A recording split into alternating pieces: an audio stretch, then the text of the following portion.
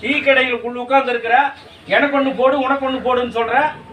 உள்ள ஒருத்தர் ஆம்பூர்ல இருந்து கூப்பிட்டு வந்திருக்கிற, சிக்கன் வெட்டிட்டு இருக்கிறான். அவன் பாட்டு கேடா கூட வந்து கையவோ காலவோ போட்டிருந்தா மொண்டியும் கையும் காலுமான இல்லாம தான் தெரிஞ்சிருப்பீங்க. ஏண்டா உனக்கு எவ்வளவு தைரியம் இருந்தா நீ கொடுக்குற 5 10க்கு எத்தனை டா போட்டிருப்ப? நாங்க டீ தானே கேட்டேண்ணா.